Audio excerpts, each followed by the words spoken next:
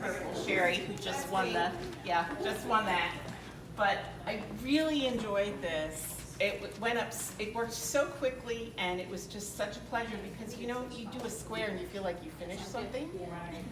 And then I bought those library cards on Amazon, guys, and they're self-adhesive pockets. And what I did was, in addition to the name of it, I wrote who each square is dedicated to. Oh, that's awesome. And so there's a memory when this gets passed on. And if you look, you'll see, like, you know, there's either initials or a name, and, you know, just, Who was this again? Blackbird? Blackbird, yeah. Awesome. And I really thought about, before I started, I went through all and picked, like, you know, this one is my mom, and, you know, I just, you know, that was a fun process too. I did that first, was who was going to be which one, and and making sure I had like my childhood best friend that Sherry and I grew up with is an architect, so she got a house. You know, so it worked out really well. It That's really did. awesome. So that's my share. Beautiful. Lisa, what charts were they? It's the Blackbird Garden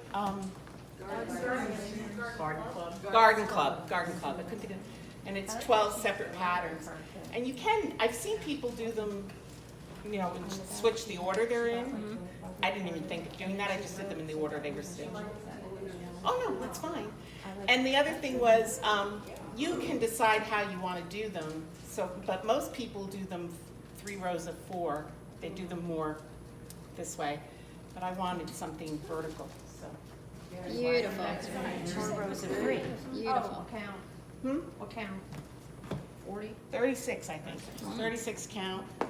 And the only other tip I'll tell you with any of these things that are squares where you have to space them out, because I didn't do it initially and I have a mistake in there that I was not written out.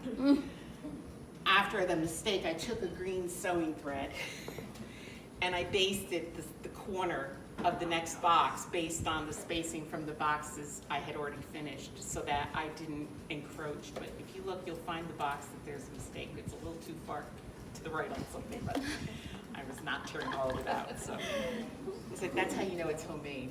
But that's my other tip on that, is definitely get a bright colored thread and base your square placement.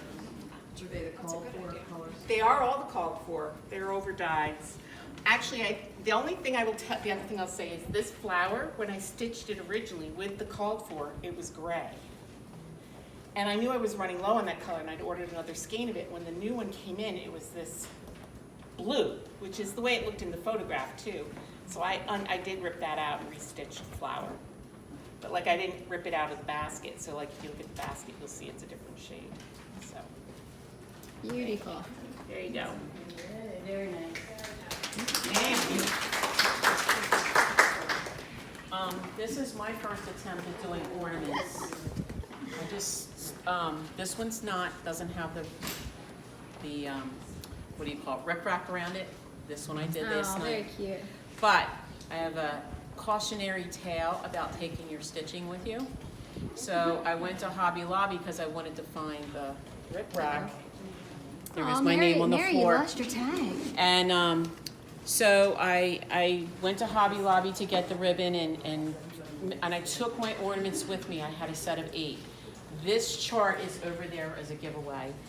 And I got home and did not have my cross stitches. Oh no. My heart sank because it was 8 of these that I completed both charts. And so I called Hobby Lobby, and I was for sure that I had left it in the cart. And the woman, although not very friendly, was like, nope, nobody's turned anything in. And I'm like, I'm on my way back to the store because I just could not go back and try and find them. And